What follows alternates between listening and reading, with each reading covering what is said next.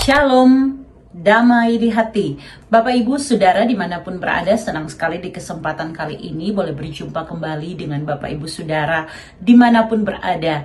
Saya penuh dengan sukacita karena ada waktu akhirnya untuk dapat merekord video ini.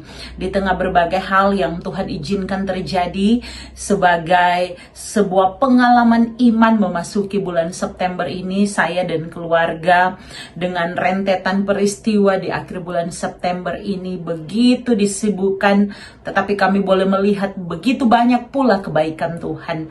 Maka ketika saya lihat renungan MTPJ Minggu Berjalan ini dengan hati yang rindu, saya mau bersaksi kepada saudara betapa Tuhan benar-benar adalah Allah yang menyediakan. Tuhan kita adalah Tuhan yang begitu baik.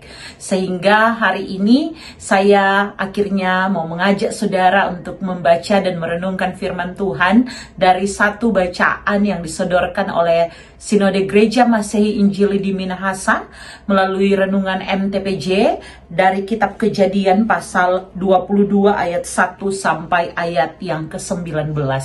Namun sebelumnya Bapak Ibu Saudara, mari kita berdoa. Tuhan, Engkaulah pencipta langit dan bumi. Engkau mengatur segala sesuatu baik adanya. Kami bersyukur Tuhan, karena atas kasih dan anugerah-Mu kami orang berdosa ini, tetapi kami menerima pengampunan, keselamatan yang Engkau kerjakan satu kali untuk selama-lamanya. Kami yang seharusnya dihukum, tetapi kami memperoleh jaminan dan kepastian keselamatan di dalam nama-Mu. Maka tidak ada alasan bagi kami untuk meragukan kasih Tuhan, meragukan pemeliharaan Tuhan, penyertaan Tuhan. Karena itu benar-benar kami nikmati, kami rasakan sampai hari ini. Maka ya Tuhan Allah, tolonglah kami untuk kembali mengingat setiap kebaikan Tuhan. Terlebih saat ini, bukakan kami hikmat yang daripada Tuhan, agar hati dan pikiran kami boleh mengerti firman-Mu dan boleh menjadi pelaku firman dalam ketaatan dan kesetiaan memuliakan Tuhan di setiap momen kehidupan kami. Waktu ke depan ada dalam pertolongan Tuhan, maka kehendak-Mu yang jadi bukan kehendak kami. Terima kasih Tuhan, berfirmanlah, kami sedia dan mendengarkan firman-Mu. Demi Kristus Yesus Tuhan kami berdoa. Amin. Ya, Bapak Ibu Saudara, sekali lagi bacaan Sinode Gemim di Minggu Berjalan ini tanggal 8 sampai 14 September 2024 di bawah tema Mingguan Tuhan Menyediakan. Kita membaca Kejadian pasal 22 ayat 1 sampai 19. Saya bacakan satu ayatnya kepada kita semua. Di saat ini Bapak Ibu Saudara mohon untuk dapat membacakan keseluruhan dari bacaan Minggu Berjalan ini. Ayat 12 saya bacakan dari Kejadian pasal 22. Lalu ia berfirman, jangan bunuh anak itu dan jangan lakukan apa-apa kepadanya. Sebab sekarang telah ku ketahui bahwa engkau takut akan Allah dan tidak segan-segan untuk menyerahkan anakmu yang satu-satunya itu kepadaku. Puji Tuhan ya Bapak Ibu Saudara, Minggu Berjalan ini kita kembali membaca dari kitab Kejadian, sebuah kitab yang dari namanya saja Genesis pada mulanya. Ini kurang lebihnya dapat menjelaskan kepada kita dua tema besar, yaitu sejarah purba dimulai dari penciptaan, bagaimana manusia jatuh ke dalam dosa, bagaimana ada air bah itu, bagaimana manusia diserahkan, tapi juga menceritakan kepada kita semua mengenai sejarah nenek moyang, yaitu 4 tokoh besar yang diceritakan dalam bagian kitab Kejadian secara keseluruhan, dimulai dari Abraham, Ishak, Yakub, tapi juga Yusuf pada akhirnya. Nah Bapak Ibu Saudara, hari ini kita membaca Kejadian pasal 22 ayat 1 sampai ayatnya yang ke-19. Mari kita lihat ya apa yang mau Tuhan sampaikan kepada kita melalui teks di hari ini. Kalau kita baca di Kejadian pasal 22 dimulai dari ayat 1 sampai ayatnya yang kedua di sini, bahwa ada satu momen bahwa setelah peristiwa peristiwa Abraham, Sarah melahirkan Ishak dalam proses yang tidak mudah ketika mereka di usia lanjutnya akhirnya menerima janji Tuhan. Ini sudah pasti bahwa itu artinya Ishak adalah anak yang begitu dirindukan. Maka Ishak adalah anak yang sudah pasti disayang oleh mama papanya. Ishak sudah pasti adalah anak yang begitu diharapkan, begitu dinantikan kedatangannya.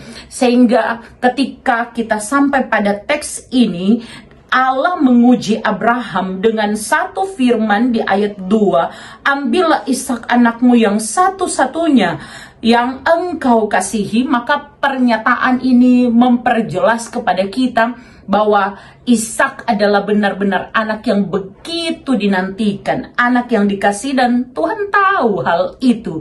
Karena memang kelahiran Ishak di masa tua begitu diharapkan dalam kehidupan keluarga Abraham dan juga Sarah ini, sehingga ketika ini disampaikan dengan satu perintah, pergilah ke tanah Moria dan persembahkanlah dia di sana sebagai kurban bakaran pada salah satu gunung yang akan kuberitahukan kepadamu. Ini bukan hal yang mudah bagi seorang ayah, bagi Abraham. Pada perikop ini kita menemukan bahwa Allah menguji Abraham. Abraham mendengarkan perintah bahwa ini bukan masalah mempersembahkan kurban, tapi yang dikurbankan adalah anak yang sangat dia harapkan. Perintah ini tentu tidak hanya menguji cinta Abraham kepada anaknya, tetapi juga menguji cinta Abraham kepada Tuhan, imannya, ketaatannya kepada Allah. Ishak adalah anak perjanjian yang telah lama dinanti, dan Allah meminta seseorang yang paling berharga ini, anaknya Ishak. Bapak Ibu Saudara, selanjutnya kalau kita lihat ayat 3, kita menemukannya respon ketaatan dari Abraham tanpa ragu. Abraham segera bangun pagi-pagi di ayat 3, keesokan harinya pagi-pagi Abraham bangun. Ngapa ya bangun pagi-pagi? Dia bukan sedang bergumul ya, walaupun kita tahu di lubuk hati seorang ayah, wah ini bukan hal yang mudah. Tetapi lihatlah ketaatan Abraham kepada Allah. Dia melaksanakan perintah Tuhan. Ia mempersiapkan keperluannya dalam perjalanan yang panjang dan membawa Ishak. Sikap Abraham ini yang langsung merespon perintah Tuhan menunjukkan bahwa dia tidak mempertanyakan Tuhan, karena dia mempercayai Tuhan dengan sepenuh hatinya. Di ayat 4-5 kita menemukan satu perjalanan iman Abraham. Pada hari yang ketiga Abraham melihat tempat yang ditunjukkan dari kejauhan oleh Tuhan. Dia meninggalkan para pelayannya dan menyatakan bahwa dia dan Ishak akan pergi beribadah, dan kemudian dia dan Ishak akan kembali. Bapak Ibu Saudara, ini sungguh menunjukkan kepada kita bahwa meskipun Abraham ini tahu apa yang akan terjadi, tetapi dia begitu percaya, dia berharap, dia mengandalkan Tuhan yang akan menyediakan jalan keluar, dan beriman dia dan Ishak yang akan kembali. Selanjutnya di ayat 6-8 ada percakapan ya antara Abraham dan Ishak. Saat di perjalanan sebagai seorang anak, maka Ishak juga tentu yang sudah tahu bagaimana seharusnya proses mempersembahkan kurban itu, bertanya kepada ayahnya, mana tuh domba yang akan dipersembahkan sebagai kurban. Dan iman Abraham pun terlihat. Abraham menjawab dengan penuh iman bahwa Tuhan yang akan menyediakan. Bapak Ibu Saudara, ini bukan hal yang mudah ya.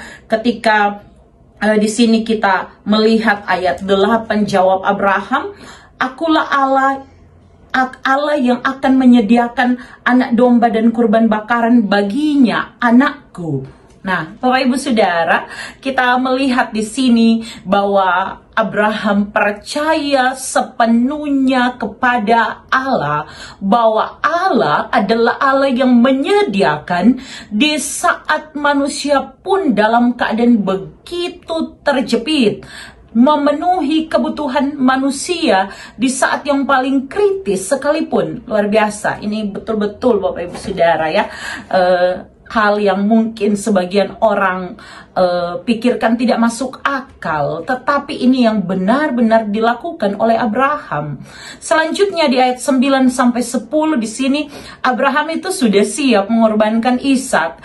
Mereka tiba di tempat yang Allah tunjukkan. Abraham dalam ketaatannya dia mengikuti sesuai instruksi ya. Kemudian Abraham mendirikan mezbah, dia sudah tempatkan Ishak di atasnya. Abraham sudah mengangkat pisau dan ini berjalan natural seperti seharusnya orang mempersembahkan kurban, dan dia pun akhirnya mengorbankan anaknya. Ini menunjukkan betapa Abraham bersedia secara penuh untuk mengikuti perintah Tuhan, bahkan di saat perintah itu bukan perintah yang gampang untuk dilakukan. Di ayat 11 sampai 12 kita melihat di sini ada intervensi dari Allah kita. Dia Allah yang adalah Jehovah Jireh. Dia Allah yang menyediakan. Tepat ketika Abraham hendak mengorbankan Ishak, maka malaikat Tuhan menghentikan hal itu. Tuhan pun mengakui kesediaan Abraham untuk taat dan tidak menahan anaknya, bahkan anak yang sudah kita tahu sangat dikasihinya. Hal ini menunjukkan bahwa ujian ini bukan tentang tindakan pengorbanan itu sendiri, tetapi tentang hati seorang ayah, hati Abraham yang di tengah rasa sayangnya kepada anaknya, tetapi juga dia lebih mengutamakan siap menaati Tuhan tanpa syarat. Bapak Ibu Saudara, ini bukan hal yang biasa. Sekali lagi, ayat 13 sampai 14 Allah menyediakan, ini memperkuat tema mingguan kita. Abraham melihat seekor domba jantan terjebak di semak belukar dan mengorbankannya sebagai pengganti Ishak. Abraham kemudian menamai tempat itu Jehovah Jireh, yang berarti Allah akan menyediakan. Ini adalah bukti bahwa Tuhan menyediakan apa yang diperlukan oleh umatnya tepat pada waktunya.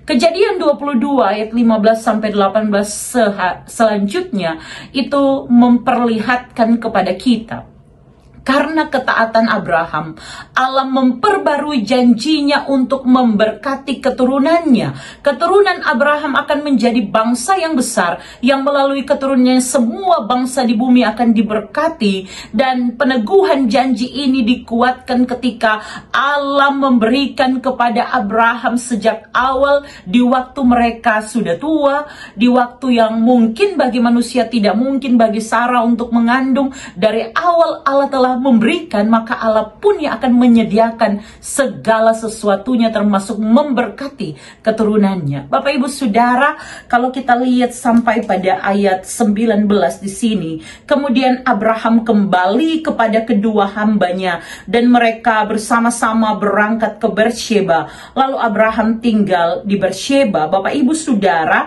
ketika Abraham kembali, maka kehidupannya telah memberikan sebuah kesaksian kepada para hambanya, tapi juga memberikan kesaksian kepada kita, bukan? Abraham taat kepada Allah sepenuhnya, sehingga Abraham melihat bagaimana Allah menyediakan apa yang diperlukan. Abraham melihat bagaimana pertolongan Tuhan dan menikmati bahwa kehidupan dalam bacaan-bacaan kita selanjutnya, bagaimana pemeliharaan Allah itu. Bapak Ibu Saudara, mari kita belajar melalui bacaan ini. Yang pertama, ketaatan Abraham yang sepenuh hati kepada Tuhan dalam bagian bacaan ini juga mengingatkan kepada kita bahwa Tuhan sedang lihat sampai hari ini bagaimana ketaatan kita. Apakah kita mau taat sepenuhnya atau cuma jadi orang Kristen yang taat setengah-setengah? Begitu banyak orang percaya yang hanya taat kalau ada maunya kepada Tuhan, Tuhan, tetapi dalam kondisi sulit, jangankan untuk taat, begitu banyak orang yang justru meninggalkan imannya kepada Kristus. Bapak Ibu Saudara, kita juga bisa belajar bahwa iman Abraham yang begitu kokoh meski diminta untuk mengorbankan anaknya, orang yang sangat dia kasihi. Ini menunjukkan, memperlihatkan kepada kita semua sebuah teladan kehidupan seorang ayah. Papa-papa, kamu, bapak-bapak, Anda adalah pemimpin dalam keluarga. Iman seorang ayah akan memperkuat fondasi di dalam kehidupan seisi rumah, karena papa-papa adalah imam di dalam keluarga. Iman seorang ibu juga akan menunjukkan bagaimana kuatnya keluarga itu menghadapi pergumulan. Maka iman orang tua akan membuktikan bahwa kehidupan anak cucunya diberkati oleh Tuhan. Saya, Bapak Ibu, sangat percaya akan hal itu. Bapak Ibu Saudara, kita itu diajarkan melalui bacaan ini yakin sepenuhnya kalau Allah yang minta, maka Allah sendiri akan memenuhi keperluan kita. Memang kadangkala kita tuh suka tanya-tanya, Tuhan, kalau Tuhan memenuhi segala sesuatu yang kita butuhkan, mengapa masih ada kekurangan? Ya, memang ini terjadi Bapak Ibu Saudara, tetapi Allah memenuhi segala sesuatunya. Ini menunjukkan kepada kita bahwa dalam kondisi apapun, tetapi nafas hidup yang kita nikmati, segala sesuatu, hal baik, kesempatan untuk berusaha, itulah segala sesuatu yang Allah tetap berikan dalam kondisi apapun kehidupan kita. Bapak Ibu Saudara, mari kita belajar hal yang ketiga. Dialah Tuhan kita yang menyediakan segala sesuatu.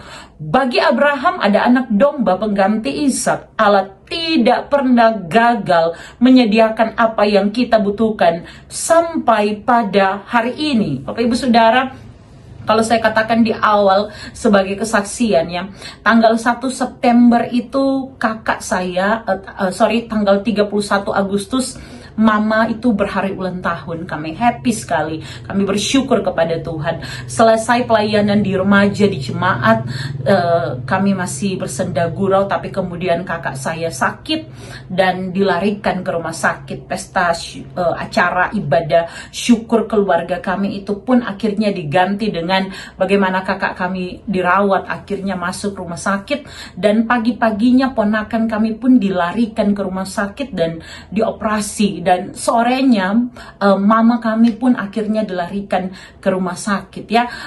Bapak Ibu Saudara, mengawali 1 September saya rasa begitu berat ujiannya. Apalagi saya, yang Bapak Ibu Saudara boleh lihat ya, akhir-akhir ini video kami nih cuma pakai kamera muka, record sendiri, dan saya tidak pakai pengeras suara karena memang tidak cukup bisa untuk mengatur semuanya, dan suami sedang melanjutkan studi di Jakarta.